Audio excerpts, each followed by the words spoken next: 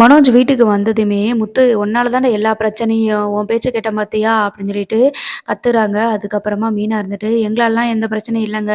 மத்தவங்களால தான் பிரச்சனை வந்துகிட்டு இருக்குது." அப்படின்னு சொல்லி நம்ம மீனா வந்து சொல்றாங்க.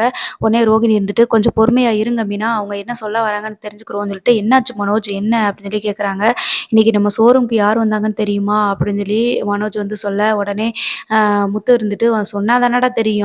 நாங்க என்ன அங்க உட்காந்து பார்த்துக்கிட்டா இருக்கோம்?" அப்படின்னு சொல்லி சொல்றாங்க. "இல்ல ரோகிணி, இன்னைக்கு அந்த ராஜாவும், ராணியும் வந்தாங்க ரோகிணி" அப்படின்னு சொல்றாங்க. "அப்படியா? நான் சொன்ன மாதிரி வீடியோ எடுத்தியா?" அப்படின்னு, நீ சொன்ன மாரி தான்டா வீடியோ எடுத்தேன். ஆனா, அந்த வீடியோவ அவங்களும் எடுத்தாங்க" அப்படின்னு சொல்லி சொல்றாங்க. "அவங்களும் வீடியோ எடுத்தாங்களா? என்னடா ஒண்ணுமே புரியலடா" அப்படின்னு சொல்லிட்டு முத்து வந்து சொல்றாங்க. "என்ன மனோஜ் தெளிவா சொல்லு" அப்படின்னு சொல்லி ரோகிணி வந்து கேட்குறாங்க. "ஆமா ரோகிணி, அன்னைக்கு இவன் என்ன சொன்னான், அந்த அவங்க கிட்ட கொஞ்சம் அன்பா நடந்துக்கோ, கத்தாத, அன்பா நடந்துக்கோ. அப்பதான் அவங்க வந்து எல்லா உண்மையும் சொல்லுவாங்கன்னு சொல்லி சொன்னான்ல. அதையும் வீடியோ எடுத்து வச்சுக்கோன்னு சொல்லி சொன்னான்ல. நானும் அதே மாரி தான் பாசமா பேசினேன். நான் பேசினதுல எந்த தப்புமே கிடையாது.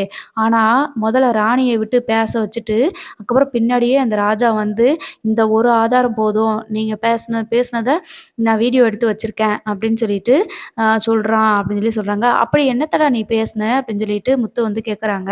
"இது நானும் வீடியோ எடுத்து வச்சிருக்கேன். உங்களுக்கு போட்டு காட்டுறேன் பாருங்கன்னு" சொல்லிட்டு போட்டு காட்டுறாங்க. ஸோ வீட்ல இருக்கவங்க எல்லாருமே விழுந்து விழுந்து சிரிக்கிறாங்க. "டேய், என்னடா பண்ணி வச்சிருக்கிற நீயி? ஒரு பொம்பள கிட்ட இப்படியாடா பேசுவாங்க? புருஷன விட்டுட்டு வந்து நான் பார்த்துக்கிறேன்னு எந்த அறிவாளியாவது சொல்லுவாங்களாடா? டேய், என்னடா இப்படி முட்டாள்தனமா பேசி வச்சிருக்க? இந்த ஒரு ஆதாரம் போதும்டா உன்னைய உள்ள தூக்கி போடுறதுக்கு" அப்படின்னு சொல்லிட்டு முத்து சொல்றாங்க. உடனே ரோகிணி வந்துட்டு, "கொஞ்சம் நிறுத்துறீங்களா? இது எல்லாத்துக்கும் காரணம் நீங்க தான்.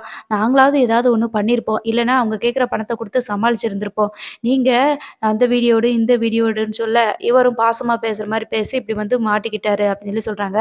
நான் அவன்கிட்ட உண்மைய வாங்குற மாரி பேச சொன்னா, இவன் என்னடான்னா இப்படி பேசி வச்சிருக்கான். அதுக்கு நாங்க பொறுப்பா? அப்படின்னு சொல்லி முத்து வந்து சொல்றாங்க. "இப்ப என்ன பண்றதுன்னே எனக்கு தெரியல ரோகிணி. அது மட்டும் இல்லாம நம்ம ஷோரூம்ல இருந்து வாஷிங் மிஷின வேற எடுத்துட்டு போயிட்டா" அப்படின்னு சொல்லி மனோஜ் வந்து சொல்றாங்க.